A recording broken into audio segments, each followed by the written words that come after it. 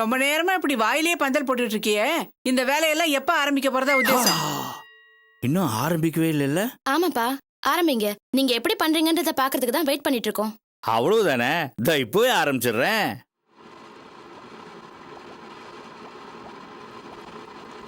தொட்டு கொடுமா, தொட்டு கொடு. உன் நேரம் தான் நான் பெரிய தொழிலதிபர் ஆக போறேன்.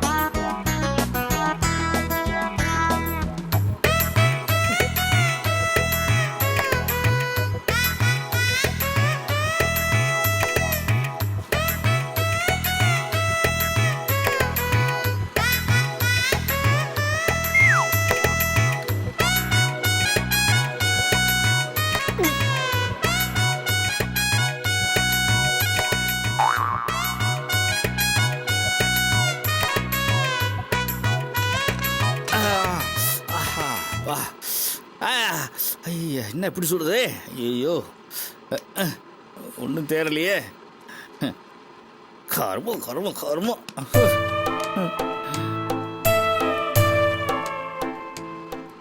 அவன் செய்முறை விளக்கம் காட்டும் போது சரியாதான் வந்துச்சு, நாம செய்யும் போது சாணி சாணியா வருது.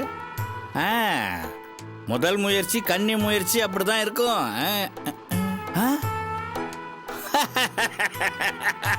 நல்ல வேலை, இத வீட்டுல ஒருத்தரும் பார்க்கல.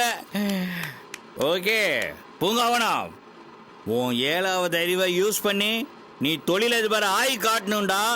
ஆகணும். ஆமா, விடுறதுல ஒண்ணு நான் வந்து விட மாட்டேன். நல்ல கொதி. ரொம்ப டயர்டா இருக்கேன். ஐயோ, பத்தாவதுக்கு இந்த நாத்தம் வேற. ஓகே, அது நல்லா வேகட்டும். கொஞ்ச நேரம் ரெஸ்ட் எடுப்போம். அப்பா முடியலப்பா. அப்பா எப்பா எப்படிதான் அவன் கேண்டல் தொழிற்சாலை நடத்துறானோ.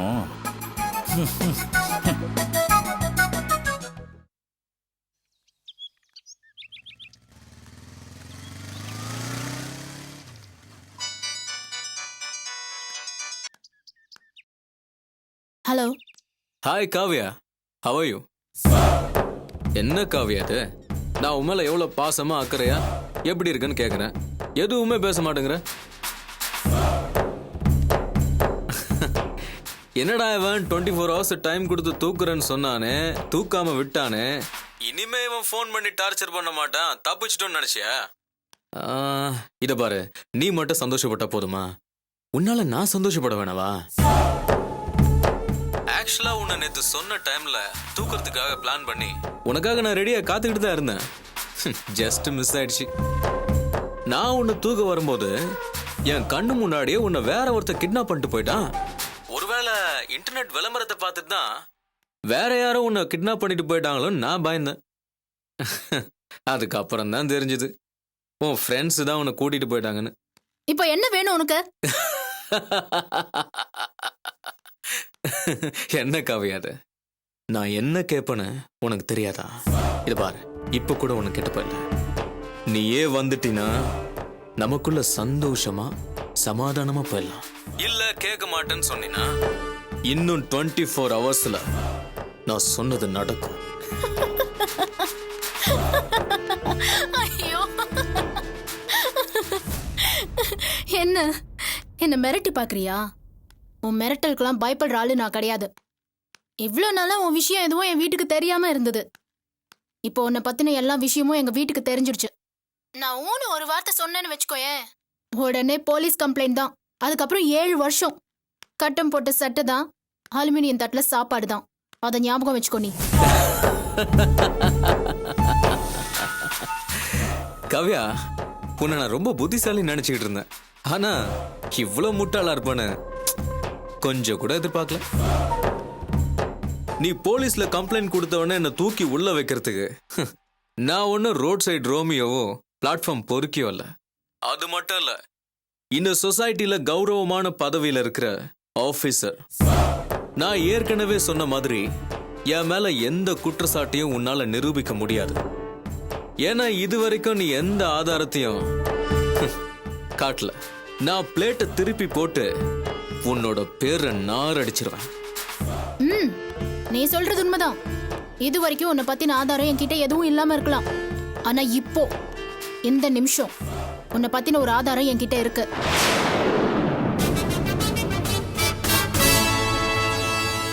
நீ பேசினது எல்லாத்தையுமே நான் என்னோட செல்போன்ல ரெக்கார்ட் பண்ணிட்டேன். இது நான் கொண்டு போய் போலீஸ்ல கொடுத்தேன்னு வச்சுக்கோயேன், உன் நிலைமை என்ன ஆகும்னு கொஞ்சம் யோசிச்சு பாரு. இதுதான் நான் உனக்கு கொடுக்குற கடைசி வார்னிங்.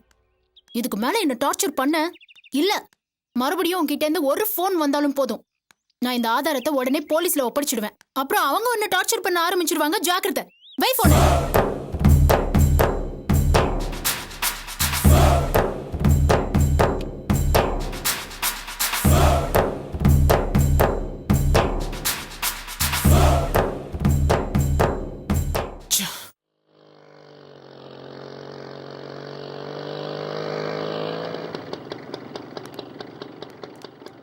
என்னடி எப்பவும் பர்த்டே அன்னைக்கு தான் ஆசிரமத்துக்கு வருவேன், இப்ப என்ன திடீர்னு?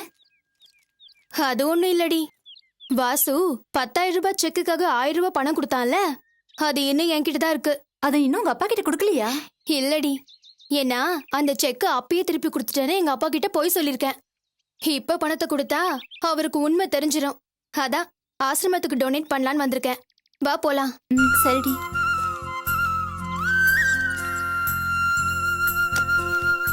Good morning mother. Good morning. வாம்மா உட்காரு. என்ன ரேவதி, ரொம்ப நாள் ஆசிரமத்து பக்கமே காணோம்? எக்ஸாம் நடந்துட்டு இருந்தது மதர், அதனாலதான் வரவே முடியல. எக்ஸாம்ல நீ நல்ல மார்க் எடுக்கிறதுக்கு அந்த கர்த்தர் உன்னை ஆசீர்வதிப்பாருமா. Thank you mother. இந்தாங்க மதர், இதுல ஒரு 1000 ரூபாய் பணம் இருக்கு. இதை டொனேட் பண்ணிட்டு போலான்னு தான் வந்தேன். ரொம்ப சந்தோஷம்மா. மதர், அந்த காயத்ரி குழந்தை ரொம்ப கலாட்டா பண்ணுது, கண்ட்ரோல் பண்ணவே முடியல. நீங்க உடனே வாங்க. அப்படியா? சரி, நான் போய் பாக்குறேன். நீங்க உங்களுக்கு 1000 ரூபீஸ்க்கு ரெசிப்ட் எழுதி கொடுத்துருங்க. சிஸ்டர், யார் இந்த காயத்ரி? என்ன ப்ராப்ளம்? காயத்ரி மத்த குழந்தைங்க மாதிரி நார்மல் குழந்தை இல்ல. அவளுக்கு கொஞ்சம் மன வளர்ச்சி கிடையாது. அவ திடீர்னு முரட்டுத்தனமா ஏதாவது பண்ணுவா. அந்த நேரத்துல மத்த குழந்தைங்க பாதிக்கப்படுவாங்கல்ல, அந்த மாதிரி நேரங்கள்ல அந்த குழந்தைய எங்களாலேயே கண்ட்ரோல் பண்ண முடியாது. மதர் வந்தா மட்டும்தான் கண்ட்ரோல் பண்ண முடியும்.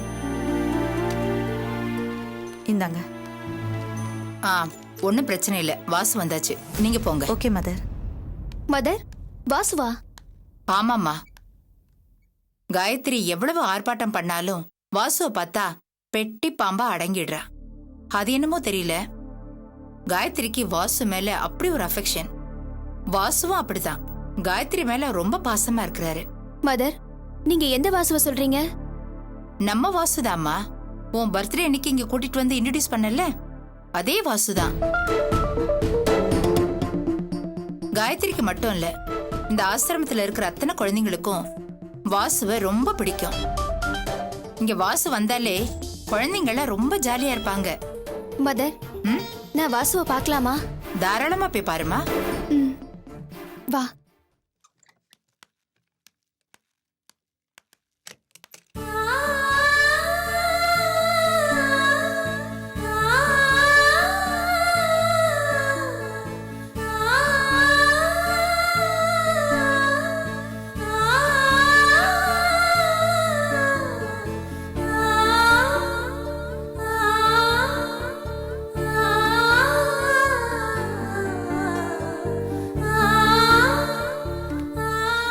மதர், வாசு எப்ப இருந்து இங்க வராரு? சமீப காலமா தான் இங்க வந்து போயிட்டு இருக்காரு. ஒரு நாள் என்ன திடீர்னு தேடி வந்தாரு. மதர், நான் ஜமீன்தார் மகன் இல்ல, சாதாரண மிடில் கிளாஸ் குடும்பத்தை சேர்ந்தவன் தான். அன்னைக்கு நான் பொய் சொன்னதுக்காக என்ன மன்னிச்சிடுங்கன்னு என்கிட்ட மன்னிப்பு கேட்டாரு. எப்ப நாம செஞ்சதை தப்புன்னு உணர்றோமோ அப்பவே அந்த ஆண்டவர் நம்மள மன்னிச்சிடுவார்னு ஆறுதல் சொன்னேன். அதுக்கப்புறம் அவர் இங்க அடிக்கடி வர ஆரம்பிச்சிட்டாரு. வரும்போதெல்லாம் அவர் சக்திக்கு என்ன முடியுமோ குழந்தைங்களுக்கு ஸ்வீட்டு பழம் இப்படி ஏதாவது ஒண்ணு வாங்கிட்டு வந்து குழந்தைங்களுக்கு கொடுத்துட்டு கொஞ்ச நேரம் அவங்களோட விளையாடிட்டு சந்தோஷமா திரும்பி போவாரு. இந்த மாதிரி அனாதை குழந்தைகளுக்கு காசு பணத்தை விட அவங்க மேல அன்பு காட்டுற நல்ல உள்ளங்கள் தான் தேவை. அந்த வகையில பார்த்தா மத்த டொனேட்டர்ஸை விட வாசு ரொம்ப நல்லவரு. மதர், அப்ப நாங்க கிளம்புறோம். சரிம்மா, God bless you. Thank you mother. Thank you mother.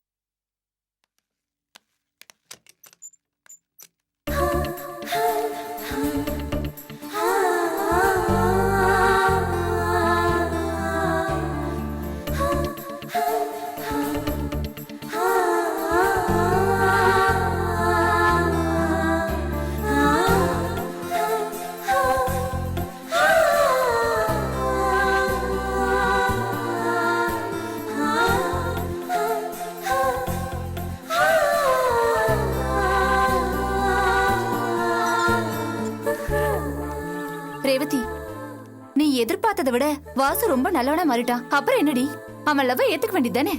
இல்லடி, இன்னும் ஒரு முக்கியமான டெஸ்ட் பாக்கி இருக்கு. அதுலயும் அவன் பாஸ் ஆகணும். அதென்ன டெஸ்ட்? வாசு ஏற்கனவே ரோட் சைடு ரோமியோவா சுத்திட்டு இருந்தவன். அதனால இப்ப பொண்ணுங்க விஷயத்துல எப்படி நடந்துக்கிறான்னு தெரிஞ்சுக்கணும். அவ்வளவுதானே, அந்த டெஸ்டையும் பண்ணி பார்த்துட்டா போச்சு.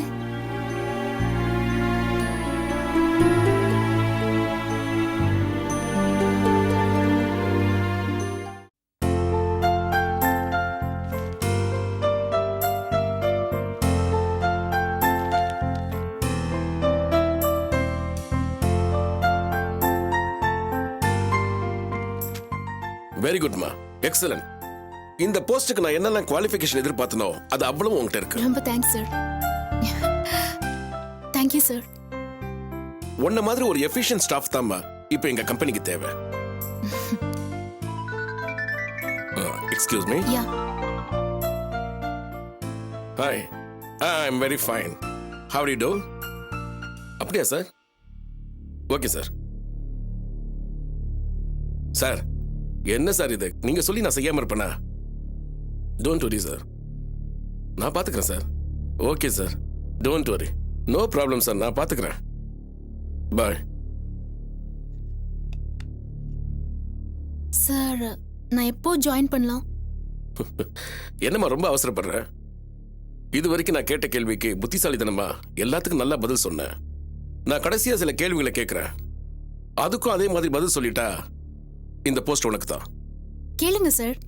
Okay, first question. முட்டையில இருந்து கோழி வந்ததா, கோழில இருந்து முட்டை வந்ததா?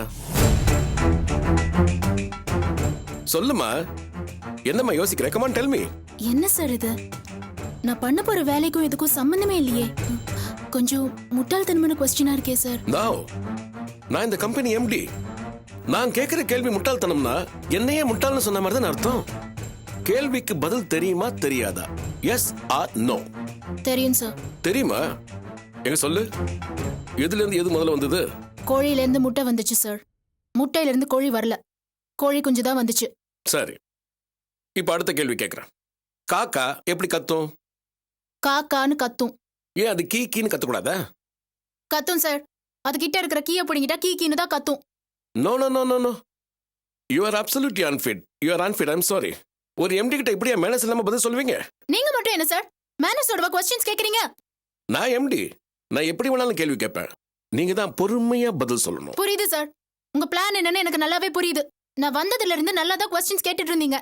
இடையில இந்த போன் வந்த உடனே ஏடா கூடமா கேட்க ஆரம்பிச்சிட்டீங்க. இப்போ என்ன, நானே எனக்கு இந்த ஜாப் வேணும்னு சொல்லிட்டு போகணும், அதானே நீங்க எதிர்பார்க்கறீங்க? புரிஞ்சுக்கிட்டா சரிதான். இப்போ அது சொன்னீங்களே, உங்க வேலைக்கும் உங்களுக்கும் குட் பை.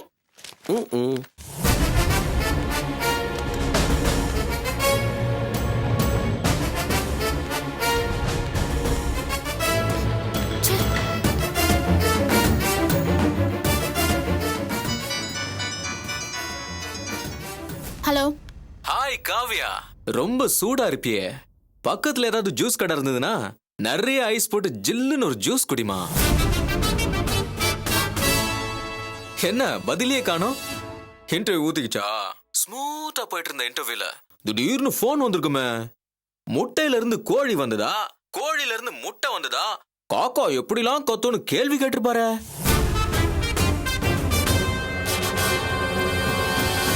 என்ன இதெல்லாம் எனக்கு எப்படி தெரியும் யோசிக்கிறியா? அந்த இடையில வந்த ட்ரிங்க நான் தாமா.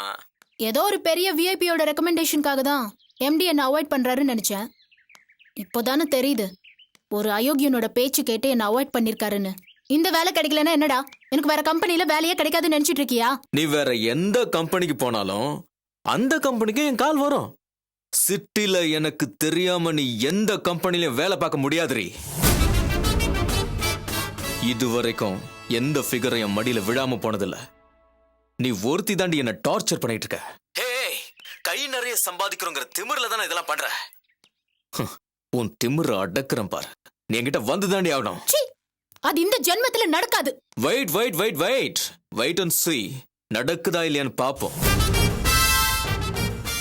ஆமா, அன்னைக்கு என்ன சொன்ன? நான் பேசினதை உன் செல்போன்ல ரெக்கார்ட் பண்ணிட்டேன், என்கிட்ட ஆதாரம் மாட்டிக்கிச்சுன்னு சொன்னல. ஆமா சொன்ன. இப்ப என்ன அதுக்கு? அப்போ இப்ப நான் பேசினதை கூட ரெக்கார்ட் பண்ணிருப்பியே. என்னம்மா பதிலே காணோம்? ரெக்கார்ட் பண்ணிருக்கல.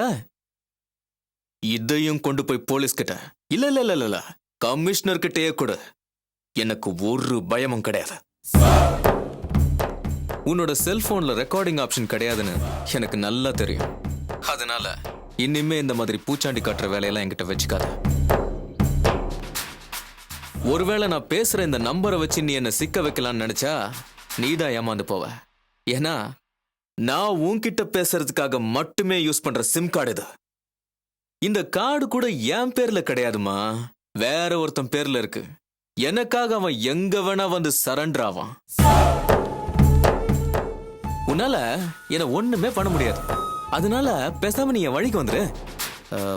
இல்லனா இன்னும் புதுசு புதுசா உனக்கு என்னோட டார்ச்சர் தொடர்ந்துகிட்டே இருக்கும். என்ன?